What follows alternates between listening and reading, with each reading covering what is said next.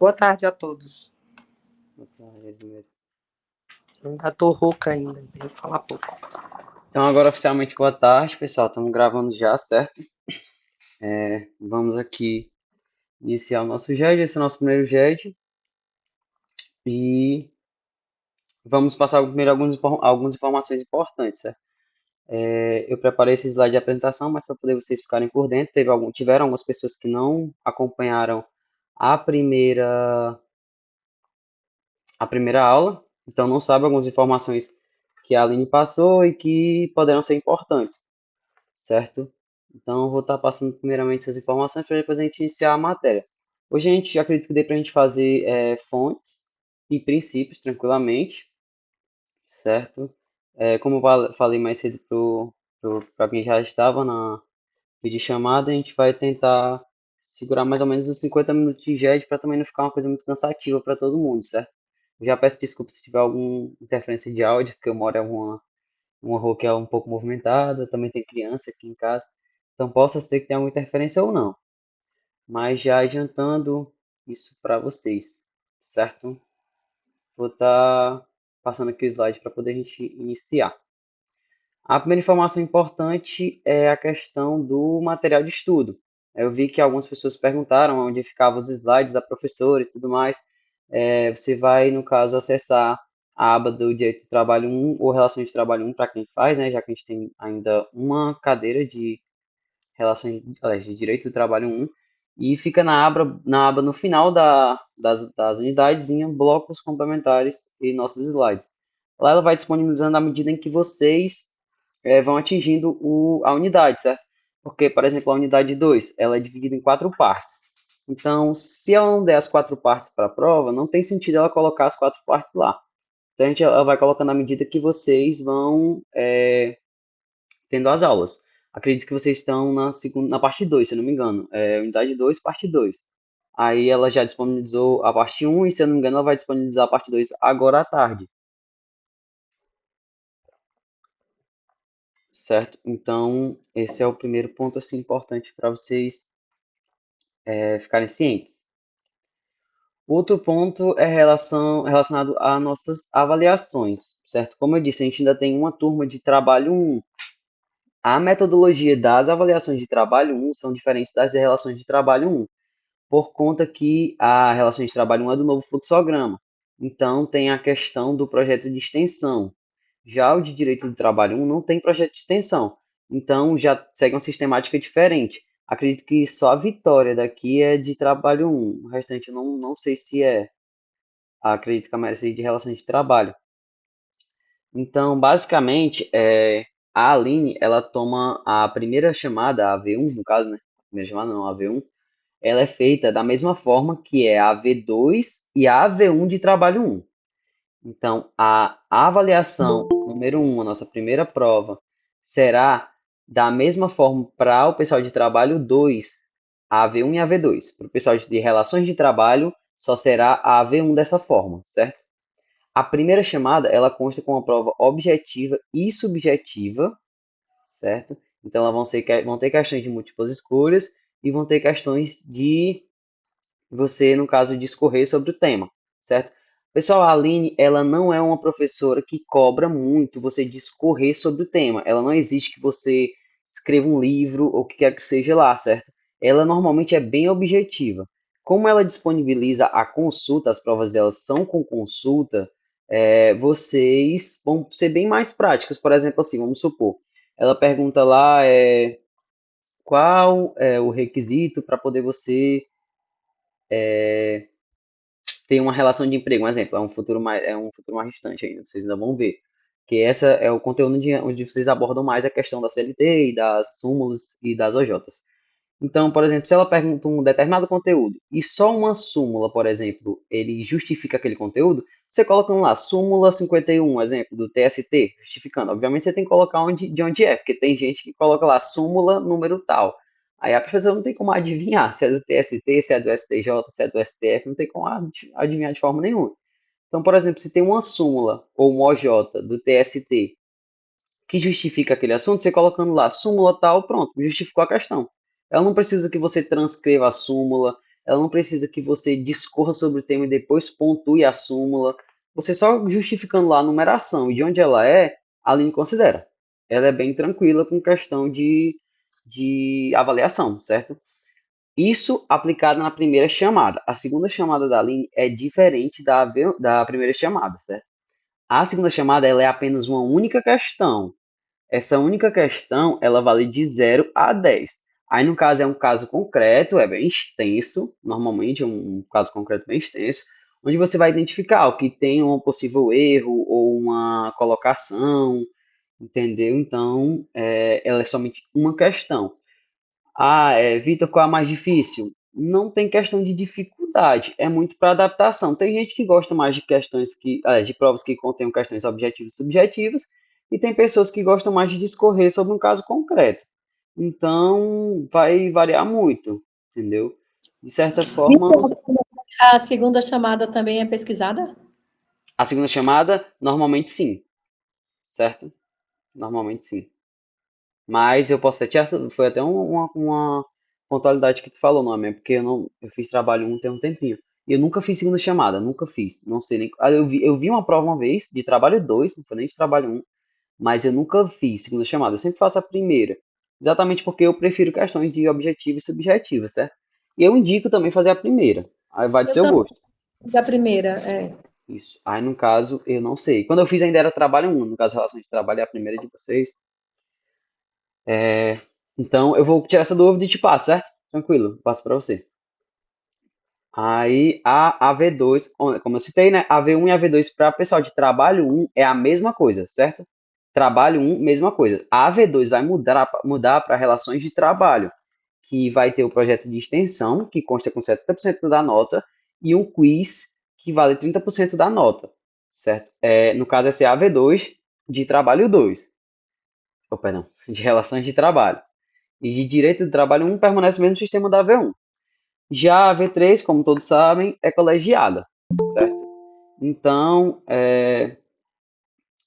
só vai haver mudança na questão de AV2. AV1 padrão para todo mundo, AV2 vai mudar e AV3 padrão para todo mundo da mesma forma. Ah, e pontuando mais uma coisa, o pessoal de AV2 de trabalho um normalmente, não vou tirar a certeza ainda com a Aline, mas normalmente ela faz uma atividadezinha extra, valendo até 2 pontos. É extra, não é complementar, certo? Então, boa tarde, Franco. Pode falar, Edmir. É porque eu me ausentei um pouquinho. O que é que você falou da V1? Só peguei o final. Tu faz relações de trabalho, não é isso? É, A AV1, ela é uma primeira chamada, forma objetiva e subjetiva, certo? Questões objetivas, questões subjetivas. E a segunda chamada é um caso concreto, é uma única questão valendo de 0 a 10, certo. certo? Tá, só isso. Então é isso, pessoal. A colegiada, vocês já fizeram colegiada, né? Já sabem como é que funciona. 20 questões, valendo 0,5 cada ponto, cada questão. E é isso, pessoal. Tô com re- Desculpa, com relação Pode à dizer. V2, eu poderia mudar. Qual era a mudança da V2? A AV2 quando era direito do trabalho 1, a AV2 ela funcionava da mesma forma que a AV1, entendeu? Em relações de trabalho, que é no caso é que você está fazendo, ela vai funcionar diferente porque tem um projeto de extensão. Então, 70% da sua nota vai constar como um projeto de extensão e 30% que vai ser um quiz. Entendeu, Norma? Oh, Rose, perdão. Obrigada, valeu. Nada. Então é isso, pessoal. Aí a gente vai disponibilizar algumas questões, como eu falei para vocês, para poder vocês treinarem para a AV3. Assim, a AV3 eu achei bem tranquila na minha vez, certo? Passei pro trabalho 2, fiz a AV3 tranquilo, a colegiada. Trabalho um também foi bem tranquilo, certo? Tipo, acho que até comentei com alguns já, questão da avaliação. Mas é bom estudar, é bom se preparar, né? Mas foi realmente, relativamente bem tranquilo. É o que ela dá na disciplina, a Aline não pula nenhum tópico, ela realmente aborda tudo. E vocês prestando atenção na aula, fazendo as questões que a gente passar, com certeza vai dar certo. Vamos agora para outro ponto, o GEDs, certo? Abordando que eu passei em alguma sala, mas também tinha gente que não tinha ido. Nossos GEDs serão todas as quintas, às 15 horas, será gravado. Logo mais tem o link do Linktree, que ele tá com o canal do YouTube, que vai ser disponibilizado assim que eu terminar o JET. No caso, quando eu terminar os dois JETs, porque eu dou esse JET 3 horas e 4 horas eu dou o JET para a turma do professor Cláudio. Então, quando eu terminar, porque eles estão no conteúdo programático diferente de vocês, eles iniciaram já por outra unidade. Aí não dá para unificar. Então, a gente vou fazer aqui, aí 4 horas eu faço outro. Quando eu terminar os dois JETs, eu upo os dois vídeos separados. Vai ter lá professor Aline e professor Cláudio, para poder vocês não se confundirem e não seguirem um conteúdo diferente, certo? A gente disponibiliza questões, como eu já iniciei disponibilizando questões para vocês no grupo e no Drive. Eu já tenho mais questões preparadas, certo? Eu estou só alinhando com a Aline, porque ela também vai pegar algumas questões para treinar com vocês em sala de aula. Então, eu estou já com as questões. Aí, futuramente, assim que ela pegar as delas, eu disponibilizo o restante para vocês treinarem, certo? Todas as questões de concurso.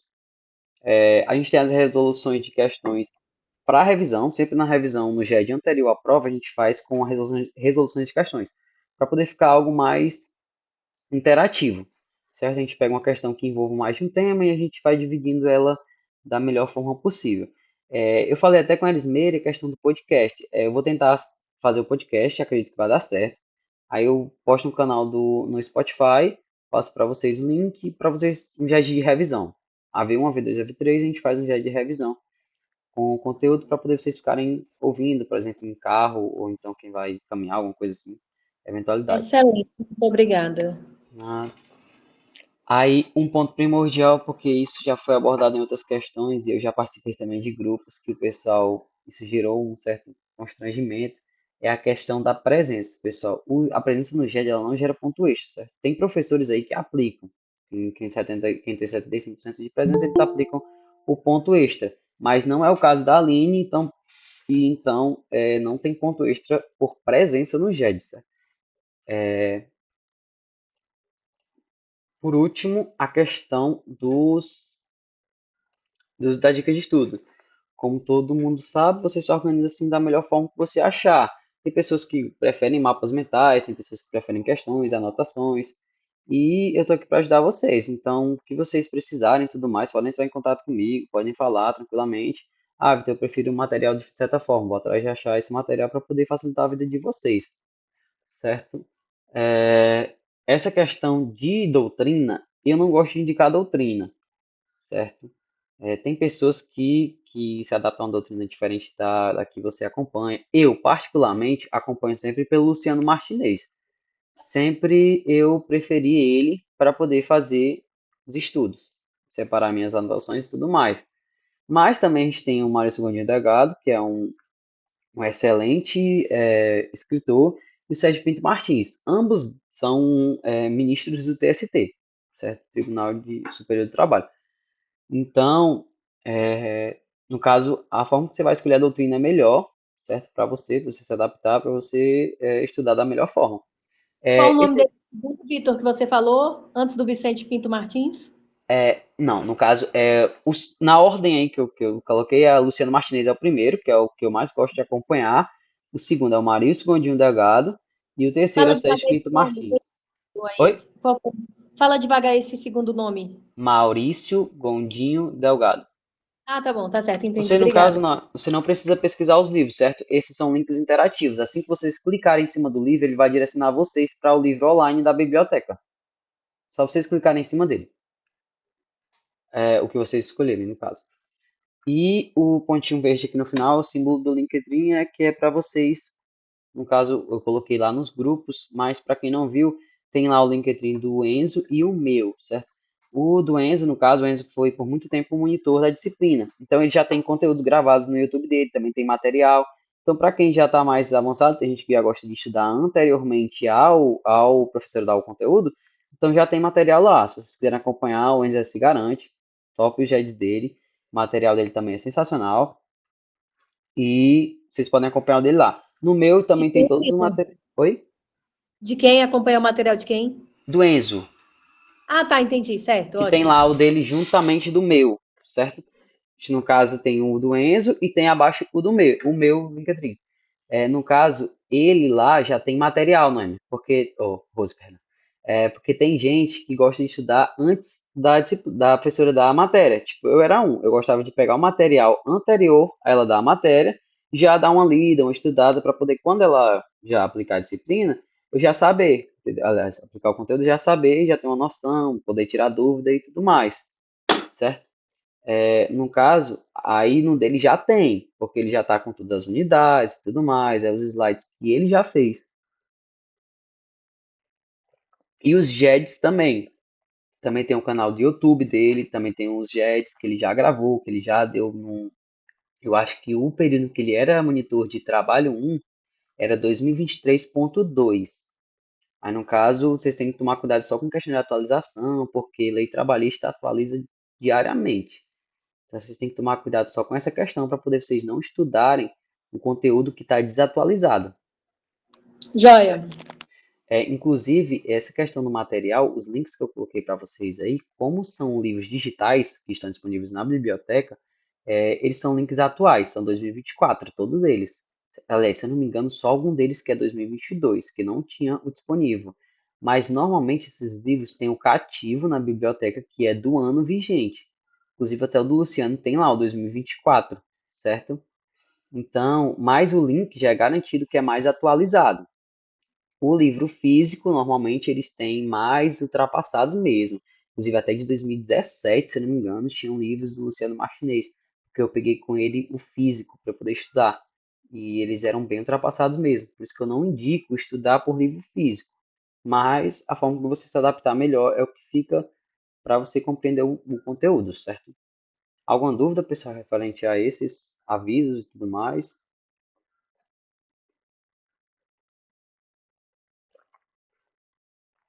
Perfeito, já que não tem nenhuma dúvida, vamos entrar logo no nosso conteúdo, certo? Iniciar por fontes e logo depois a gente vai ver princípios.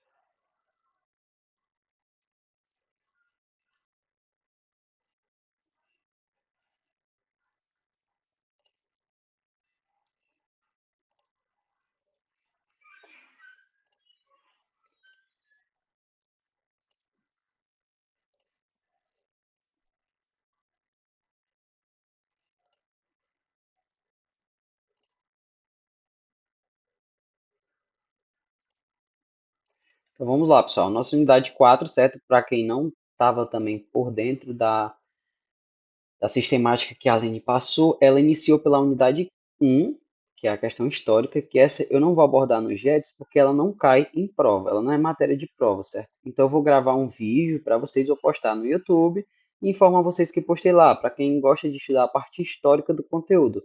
Mas como ela não é cobrada em prova, aí eu não vou, no caso, abordar ela para poder a gente não tomar tempo da gente e a gente acabar deixando de lado as matérias que são mais importantes, certo?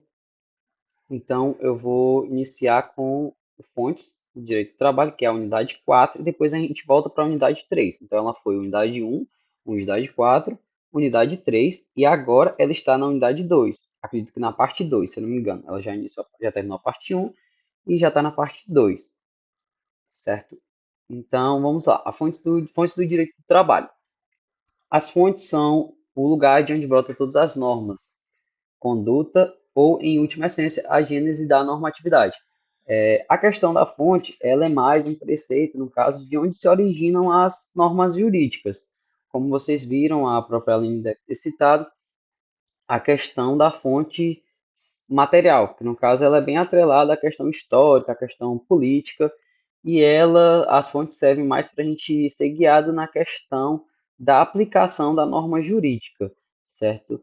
Na classificação das fontes, nós teremos as fontes materiais ou formais. As fontes materiais, como eu citei, elas são anteriores à criação de uma norma. Ela normalmente, a fonte material, ela é influenciada por uma incidência, um fato que teve bastante relevância social, ou política, ou econômica, esses fatores que, no caso, eles são aplicáveis para a criação de uma fonte material, certo? Um exemplo claro da nossa fonte material é a nossa Declaração da Independência, É uma fonte, no caso, material.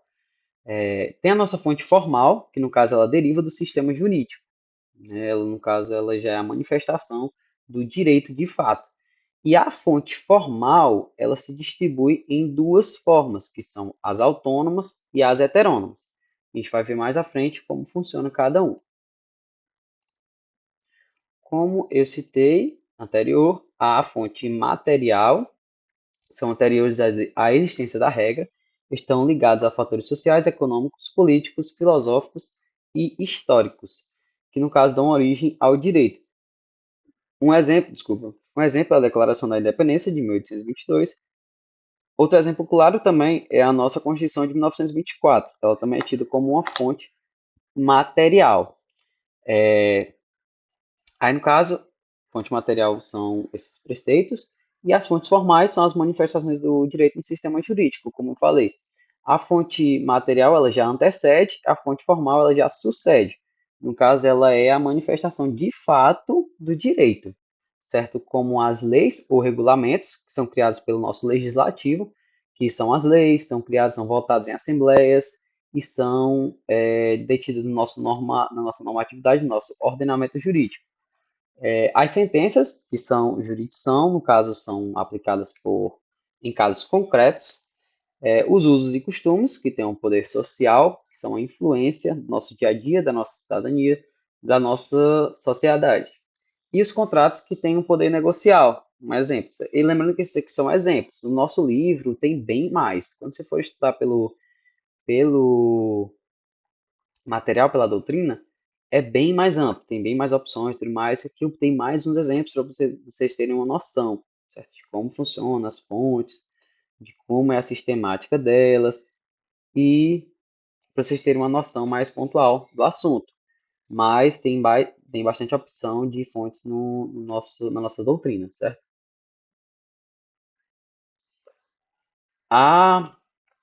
No caso, a fonte formal, como eu citei, ela se distribui em fonte autônoma e fonte heterônoma, que a gente vai ver agora quais são as suas diferenças. As fontes formais autônomas, elas são originadas pela imediata participação das partes, certo? Então, elas precisam ter uma participação direta das partes para que ela tenha o caráter de uma fonte formal autônoma. Se ela não tem a participação da parte, ela se torna uma fonte heterônoma, que ela, no caso, é mais como é que eu posso dizer? Uma, entre aspas, uma imposição, certo? Como, por exemplo, a lei. A lei, ela ordena, né? No caso, quando você tem uma fonte autônoma, ela tem uma participação de quem ela será aplicada. Então, normalmente, ela tendencia a ter uma certa maior valorização, porque tem um ponto de vista de quem está dentro da situação, certo? Um exemplo, no caso, 3 exemplos, é o contrato individual de trabalho, o contrato que ele é mais ou menos inquisitivo, que é o contrato que você faz quando você vai trabalhar, certo? Você assina. A CCT e a ACT, no caso, isso aqui eu vou explicar a vocês por alto assim, certo? Porque convenção coletiva de trabalho e acordo coletivo de trabalho é objeto de estudo de vocês em direito do trabalho 2, certo? Então eu não posso simplesmente abordar entrando no assunto para poder vocês não ficarem cheios de dúvidas e vocês acabarem não entendendo o assunto de forma que vocês deveriam entender. Então eu vou explicar basicamente para vocês por alto o que é uma convenção coletiva e o que é um acordo coletivo, certo? Já de cara, convenção coletiva de trabalho, acordo coletivo de trabalho, eles já se ligam aos sindicatos, certo? Quando você vê um acordo coletivo, uma convenção coletiva, ele já está atrelado ao sindicato da local, no caso. Porque vocês sabem, vocês vão aprender futuramente que o sindicato ele é local. Cada localidade tem seu sindicato. Por exemplo, aqui em Aquiraz tem um sindicato dos professores, um exemplo. Em Fortaleza já é outro sindicato, não é o mesmo, ele é regional, certo? Então, quando o sindicato negocia com o sindicato dos empregadores, da mesma forma que o sindicato dos professores tem um sindicato local, o sindicato do empregador também tem um sindicato local. Então, vamos supor, aqui tem um sindicato dos professores e aqui tem um sindicato dos empregadores de instituições de ensino, que no caso são os empregadores dos professores. Então, quando ocorre um acordo, uma convenção coletiva de trabalho entre o Sindicato dos Trabalhadores e o Sindicato dos Empregadores de Instituições de Ensino, junto nós temos uma convenção coletiva de trabalho, certo? E o acordo coletivo de trabalho, ele já é algo mais pontual ainda. Por quê? Porque o acordo coletivo de trabalho, enquanto a convenção coletiva de trabalho, como foi uma negociação entre sindicatos, ela vale para todos os professores e para todas as instituições de ensino, certo? Porque o sindicato ele representa todas as instituições de ensino. Então, consequentemente, o que foi negociado valerá também para os professores de todos aquele local, entre todos os professores daquele local. E o acordo coletivo, ele não, ele já é algo pontual, de algo local da empresa, no caso. Por quê? Porque o acordo coletivo é o sindicato dos trabalhadores, somente o sindicato dos trabalhadores, negociando com uma empresa, certo? Com uma única empresa. Então vamos tomar, por exemplo, o exemplo de Fortaleza. Se fosse no mesmo exemplo dos professores, seria o sindicato dos professores negociando com a Unifor, um exemplo, certo? Então, isso geraria um acordo coletivo de trabalho, porque aplicaria-se apenas aos funcionários da Unifor e não aos funcionários de todas as instituições de ensino de Fortaleza.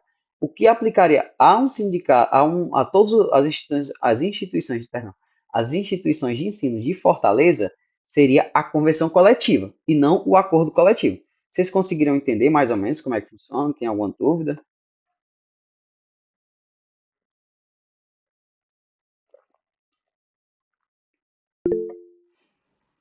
Pode falar, não? Pode falar, Rose, fica à vontade.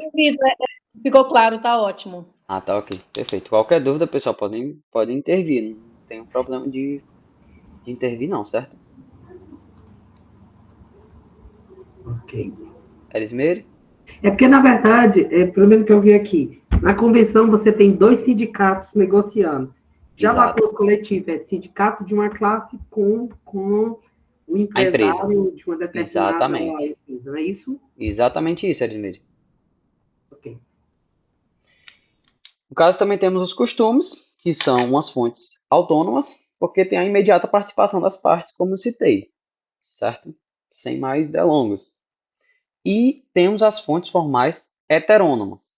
As fontes formais heterônomas, elas derivam, como eu falei, da atividade normativa do Estado. Então, ela é algo mais impositiva, entre aspas, certo? Porque, no caso, a CLT não tem a participação popular. A participação popular, no caso, são os representantes do legislativo que a gente elegeu. Então, tipo, não tem a minha direta participação, de fato, ali. Eu não estou participando diretamente. Então, eu não tenho como criar uma lei constitucional no caso, e participar diretamente dela. Logo, não tem como se enquadrar em uma fonte heterônoma, em uma fonte autônoma, e sim uma fonte heterônoma, certo? Assim também as emendas constitucionais, os decretos e leis ordinárias. Como eu falei, da mesma forma da doutrina passada, do Estado da Doutrina. Esses aqui são exemplos, certo? Vão ter bem mais nas doutrinas, quando vocês lerem e tudo mais. E como a Aline costuma cobrar isso aqui em prova, pessoal? Normalmente, é dessa forma que eu estou falando para vocês, certo? Na minha prova, se eu não me engano, salvo me engano, ela cobrou dessa forma. Ela, no caso, fazia a disposição por exemplo, lei constitucional.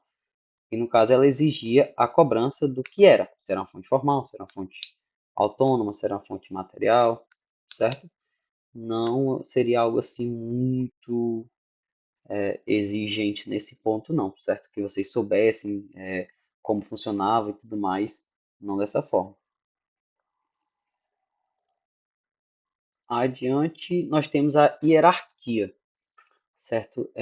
Como vocês viram, e a Aline já cansa de voltar ao assunto, no direito do trabalho a gente não tem a hierarquia, certo?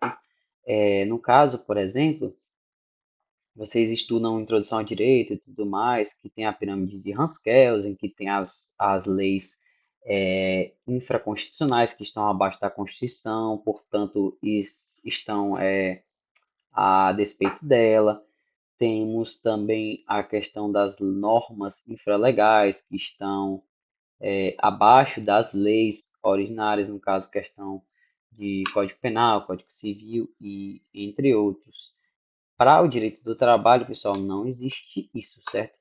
A norma em que vai mais favorecer ao empregado, que no caso vocês vão ver no princípio da condição mais benéfica e da norma mais favorável, é o princípio que vai ser aplicado. Então, se eu tenho na CLT, por exemplo, dizendo que o funcionário tem direito a 60 dias de férias, perdão, 30 dias de férias, e numa convenção coletiva ou num acordo coletivo eu tenho de que o funcionário tem direito a 60 dias, vai ser aplicado a convenção e o acordo coletivo, independentemente de a CLT estar acima desses preceitos normativos, certo? Então, a hierarquia não é critério para o direito do trabalho. E no caso, a gente tem aí no nosso artigo 7º, como citado, são direitos dos trabalhadores urbanos e rurais, além de outros que visam a melhoria de suas condições sociais. Está na nossa Constituição, certo? Artigo 7º da nossa Constituição Federal. Então, esse além de outros que visem a melhoria é bem amplo realmente, certo? Agora a gente vai ver a questão do conflito entre fontes, certo? No caso, a gente tem, quando a gente ocorre um conflito entre fontes, como é a forma que a gente soluciona eles, certo? No caso, tem essa questão do acordo coletivo de trabalho, que é um ponto que é bem cobrado, porque alguns costumam dizer que, alguns, de certa forma, um, uma boa justificativa, que o artigo 620 ele é um artigo inconstitucional, costumam dizer. Por quê? Ó, um exemplo, vamos tomar o artigo 620. As condições estabelecidas em acordo coletivo de trabalho sempre prevalecerão sobre as estipuladas em convenção coletiva. Então, esse artigo 620, vocês podem observar que ele já se choca com a questão do além de outros que visam a melhoria. Porque se você tem um termo sempre prevalecerão, significa que vocês também entendem, que acredito, que o sempre também dita sobre o que não é benéfico. Então, se eu tenho uma convenção coletiva de trabalho, um acordo coletivo de trabalho, perdão, que dita que você tem direito somente a 30 dias, aliás, a 20 dias de férias, enquanto a Constituição está dizendo 30, por exemplo, ou aliás, a Convenção, você aplicará o de 20, porque não é o que está dizendo. Acordo coletivo sempre prevalecerão sobre convenção coletiva. Isso, inclusive, já vai de encontro ao princípio da condição mais benéfica e da norma mais favorável. Como é que você vai aplicar uma coisa que é mais prejudicial ao funcionário se o direito do trabalho diz que você é para aplicar a forma mais benéfica? Por isso que a gente tem esse conteúdo como algo que seja de caráter inconstitucional, certo? Agora vamos adiante para os conflitos de fontes, certo? Os conflitos de fontes, ele tem três formas de serem solucionados: pela acumulação, pelo conglobamento puro e pelo conglobamento mitigado. Esses são os termos mais utilizados, certo? Tem outros termos que vocês vão ver agora adiante. O primeiro deles é a teoria da acumulação, ou também chamado de tomista, ou atomista, ou da soma. Essa aqui é o sonho de todo funcionário. Todo CLT, ela é o sonho de todos. Gostaria que fosse aplicado no nosso ordenamento, né? Mas, infelizmente, a nossa vida não é um morango. Então, ela não é normalmente admitida aqui, certo? No nosso ordenamento. Basicamente, pessoal, ela tira tudo que é de melhor. Vamos supor, eu tenho, como exemplo aí citado, eu tenho uma convenção coletiva que diz que as férias são de 30 dias mais 2/3, com gratificação de R$ 500 mês. E eu tenho o contrato individual dizendo que as férias são de 60 mais 1/3, com gratificação de R$ 1.000 mês. Pela teoria da acumulação, você vai tirar todos os pontos em vermelhos aí. Você vai pegar o melhor das férias, que é os 60 dias, o melhor do terço, que é os 2/3, e o melhor da gratificação, que são os R$ 1.000. Ou seja, é o sonho de qualquer pessoa seria a teoria da acumulação. Mas, infelizmente, não é o nosso caso. A gente tem Em segundo caso, para poder o conflito de fontes, é a teoria do conglobamento puro, ou também chamada de incidibilidade. Incidibilidade. Ele já é o contraposto da acumulação, certo? Ele já não admite nada de mudança. Ou você vai escolher um, ou você vai escolher outro.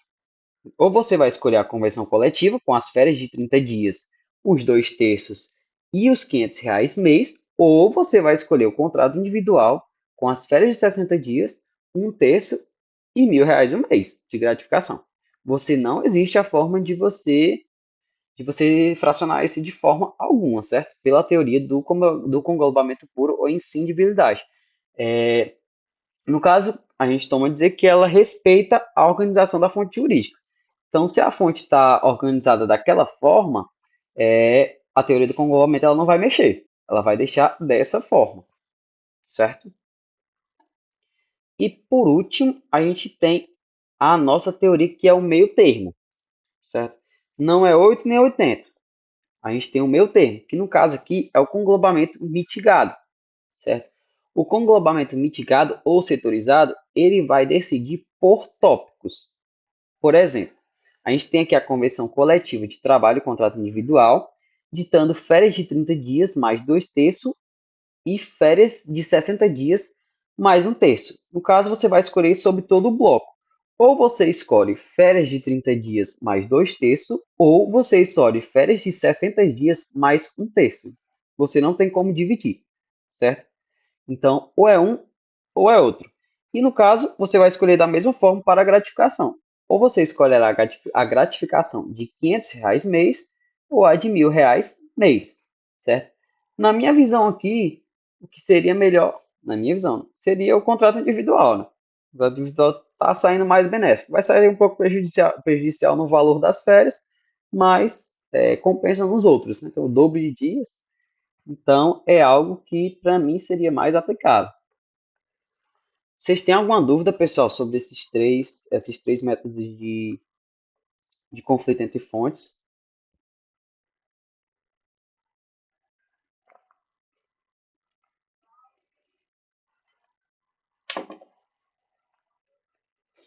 Tá tranquilo? Vocês estão aí, pessoal?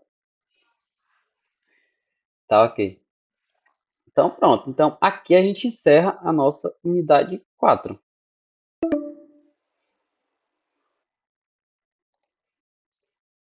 Certo? Então, vamos agora passar para a unidade 3, que é, no caso, dos princípios.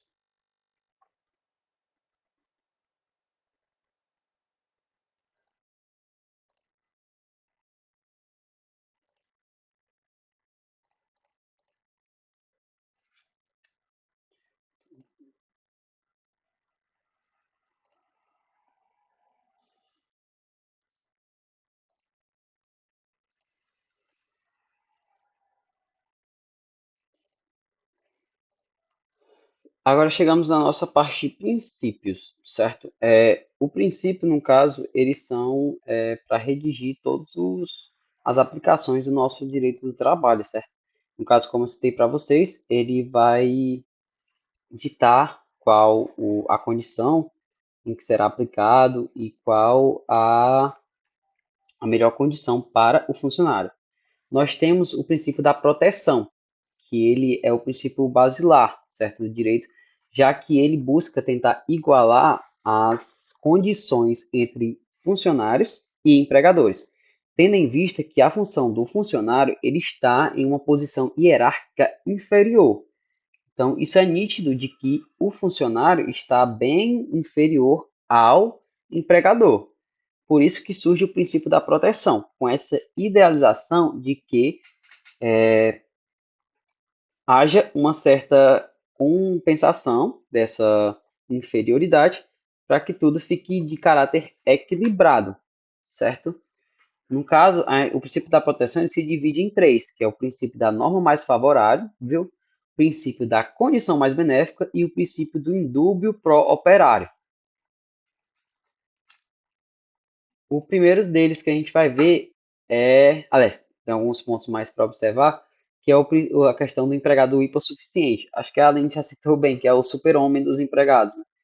Que foi um ideal que foi criado pela reforma trabalhista, que é aquele funcionário que recebe até 2 vezes o limite máximo da Previdência, no caso, o teto da Previdência Social. Salvo me engano, mas hoje o teto da Previdência Social está girando em torno de uns 7 mil e pouco, certo? 7 mil e uns quebrados. Então, basicamente, seria aquele funcionário que receberia 15 mil reais, entre aspas. Então, eles seriam os super-homens dos empregados, que chegaria lá, batendo o pé na porta, e, portanto, ó, empregador, não é assim que funciona. Bem que a gente tem que ver que a visão, na verdade, é bem outra, né? É que esse funcionário tem um custo de vida bem superior aos demais. Então, talvez ele tenha mais medo de perder o emprego do que os outros. Porque um emprego de um salário mínimo, normalmente, é mais fácil de arranjar do que um de 15 mil reais, né? Mas a nossa reforma trabalhista trouxe esse super-homem dos funcionários aí. Mas agora, partindo dos princípios de fato, a gente tem o primeiro princípio, que é o princípio da norma mais favorável. Como eu citei para vocês, independentemente de hierarquia, será aplicado sempre a norma que mais favorecer ao empregador, perdão, o empregado. Então, se você tem uma norma que é mais benéfica do que a outra, independentemente de sua hierarquia, será essa aplicada para o empregado, certo? Um exemplo, no caso, é a CLT e a convenção coletiva, como eu botei aí, no caso. A convenção coletiva prevê hora extra de 120%. A gente sabe que hoje a nossa hora extra mínima prevista pela CLT é de 100%. Ou seja, no mínimo a hora extra deve ser paga 100%. Só que a gente tem uma convenção coletiva que dita que ela é 120%, a gente tem uma norma mais favorável. Logo, a aplicada deve ser ela, certo? Quando ocorre o conflito desses termos, a gente vai utilizar o que a gente viu agora em fontes, que é a teoria da acumulação ou a do conglobamento, uma delas para poder ditar. E aparece o nosso artigo 7º da Constituição novamente, né? São direitos dos trabalhadores urbanos e rurais, além de outros que visem a melhoria da condição social. Vocês percebem que normalmente a Constituição sempre tem essa separação, né? Trabalhadores urbanos e trabalhadores rurais. Isso ocorre, pessoal, porque os trabalhadores urbanos, eles são regidos pela CLT, certo? Os termos são na CLT. Os trabalhadores rurais, eles têm uma lei própria. Por isso que sempre eles têm essa distribuição. Vocês vão ver isso mais à frente. Agora a gente entra no princípio da condição mais benéfica, ou inalterabilidade contratual em PEJOS. Esse é um princípio muito importante para a gente, certo? Que ele aborda as garantias da preservação contratual. No caso, que basicamente dita o princípio da condição mais benéfica, ou da inalterabilidade contratual em PEJOS, é o caso de que a alteração contratual ela não pode ser prejudicial ao empregado, certo? E também, consequentemente, ela não pode ser efetivada a empregados que já estão sobre aquele regime contratual. Como eu vou ter aqui um exemplo, a empresa oferece férias de 40 dias mais 3 diárias em um hotel, de sua escolha. Em caso de revogação dessa norma contratual, apenas atingirá a quem for contratado após a alteração contratual. Ou seja, se eu assinei um contrato ali, eu, Vitor, já trabalho, por exemplo, há 5 anos na empresa, assinei o meu contrato, que eu tinha férias de 40 dias e que eu tinha 3 diárias em um hotel de minha escolha, a alteração contratual que vem após, ela não pode me atingir, a não ser que seja para me beneficiar. Lembrando que é inalterabilidade contratual em PEJOS. Ou seja, se, por exemplo, o empregador chega, não, vou revogar esses 40 dias de férias, vão ser 30 agora. Então, ela não iria me afetar, apenas os novos contratados, certo? Aí, no caso, a gente tem quando o contrato vai ser renovado, pode haver a mudança para menos. Assim, Lucas, o que acontece? Normalmente o contrato ele não é para ser renovado. A gente vai ver no princípio mais à frente que o nosso princípio eita, me falhou a memória agora, mas é o princípio da continuidade, da continuidade da relação empregatícia. Ele garante que o nosso contrato ele deve ser de caráter inicialmente indeterminado, certo? Salvo condição de um contrato temporário. No caso, podem ser os contratos que hoje são tidos como contratos de experiências, que eles são de 90 dias, prorrogáveis 2 vezes dentro desses 90 dias, certo? Então, tecnicamente, não é para haver esse tipo de renovação. E se houver, ô Lucas, a renovação ela tem que ser de mútuo acordo. Ou seja, se eu concordo e você não concorda, ela já não é de mútuo acordo. Então, se eu for renovar uma espécie de contrato, eu precisaria concordar com essa alteração. Entendeu? Nós temos a súmula 51 do TST, que cita as alterações, exatamente o que eu falei. As cláusulas regulamentares que revoguem ou alterem vantagens deferidas anteriormente só atingirão os trabalhadores admitidos após a revogação. E também temos, no caso, o artigo 68 da CLT, que é um ponto importante a se citar, que é a questão da alteração unilateral. No caso, essa é a condição que não seria admitida, mas é a questão da alteração de cargos de confiança. Se eu ponho você em um cargo de confiança, é porque eu confio em você, certo? Então, se eu revogo o teu cargo de confiança, é porque, consequentemente, eu perdi a confiança em você. Então, isso não é tido como uma alteração unilateral. É basicamente a revogação de um cargo que anteriormente era ocupado por uma pessoa de confiança e hoje já não é mais. Logo, não é tido como uma alteração unilateral, no caso, o do caso citado, do princípio, certo? Princípio do indúbio pro operário. O princípio do indúbio pro operário, basicamente, é que a análise do caso concreto será sempre em favor do operário, certo? Essa aqui, normalmente, é o princípio habilitado a casos concretos. Por exemplo, no caso dessa reclamatória, que a Aline citou, que o empregado, ele redigiu um contrato em que ditava sobre o término do vínculo contratual. As datas, chocaram-se as datas que o empregador fez e a que o funcionário fez, certo? Nesse caso, será aplicado o princípio do indúbio pro operário, que será o mais benéfico ao funcionário, certo? Então, o princípio do indúbio pro operário é basicamente para esse ponto, para uma questão mais concreta. Até agora, pessoal, tem alguma dúvida, algo do tipo? Nosso tempo aqui tá acabando do Meet. Acho que a gente tem mais uns 8 minutos aí. Certo? Mas vai dar certo, a gente já tá terminando já. Princípio da irrenunciabilidade ou indisponibilidade de direitos trabalhistas. Basicamente, o princípio da indisponibilidade de direitos trabalhistas, ele trata do fato de não poder abdicar de direitos trabalhistas, porque eles são indisponíveis. São, no caso, algumas cláusulas pétreas, né, direitos sociais, entre outros, que não podem ser revogados. Ou seja, eu não posso abdicar dos meus dias de férias, simplesmente porque é um direito meu, um direito irrevogável. Eu não posso abdicar disso e dizer, ó, eu não quero férias. Não existe isso. Entendeu? Eu preciso ter férias e eu vou ter férias, independentemente. A questão da venda, Vitor. Vocês vão aprender mais à frente que você não pode vender 100% das suas férias. Entendeu? Tem uma questão, uma porcentagemzinha, que eu não vou entrar em caixa agora, mas você não pode vender 100% das suas férias, certo? O princípio da continuidade da relação de emprego.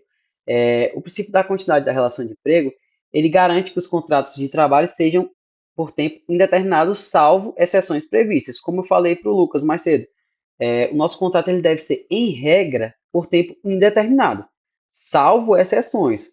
Questões de empresas que trabalham com período de alta estação, ou então questão de períodos de maior índice de procura, por exemplo, empresas que fabricam panetones. Empresa, eu fabrico só panetones. Então, ele vai ter um período, que é o período natalino, perdão, que ele há uma maior procura. Então, para esse tipo de empresa, existe um tipo de contrato por tempo determinado. Mas, em regra, em via de regra, é para ser por tempo indeterminado. Certo? E, no caso, quando ocorre, por exemplo, de um contrato de trabalho ele ser por tempo indeterminado e por tempo determinado, e aí o empregador esquece e deixa, ele vira automaticamente por tempo indeterminado, certo? Ele não precisa nem de uma aplicação de algum contrato ou algo do tipo. A gente tem a súmula 212 do TST, que fala, né, que o ônus de provar o término do contrato é do empregador. Quando negadas as prestações de serviço e desimpedimentos, é do empregador, pois o princípio da continuidade da relação de emprego constitui a presunção da norma mais favorável ao empregado. Ou seja, o empregador tem que provar que aquele contrato chegou ao fim. Certo? E por último, a gente tem o princípio da primazia da realidade, que é basicamente, ele é bem simples. O princípio da primazia da realidade. A realidade prevalece sobre os fatos, sobre as normas, certo? Então, se você tem uma realidade e você tem uma norma ali que dita sobre, o fato, a realidade está mais favorável, vai ser ela aplicada, certo? Então, no nosso artigo 9 da CLT, serão nulos de pleno direito os atos praticados com o objetivo de desvirtuar, impedir ou fraudar aplicações de preceitos e conceitos da consolidação.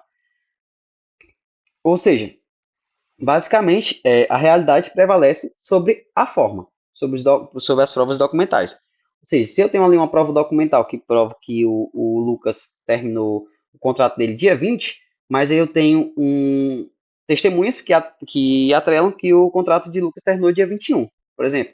A gente vai tratar sobre a realidade. A realidade prevalece sobre a forma. Certo, pessoal? Acho que nessa questão de princípios, pessoal, é isso mesmo. Vocês têm alguma dúvida, algum tipo? Peço desculpa aí se eu tenha ido um pouco rápido, é porque eu falo bem rápido mesmo, mas eu vou tentar dar uma freada, certo? Aí tá o nosso link da presença, pessoal. Foi bem no nosso limite aqui, a gente já tá acabando mesmo. Obrigada, Vitor.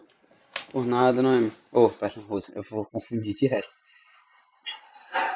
Tá ok, pessoal. Só refrisando, qualquer dúvida, certo? Podem entrar em contato comigo, tô lá disponível e tô aqui para ajudar vocês, certo?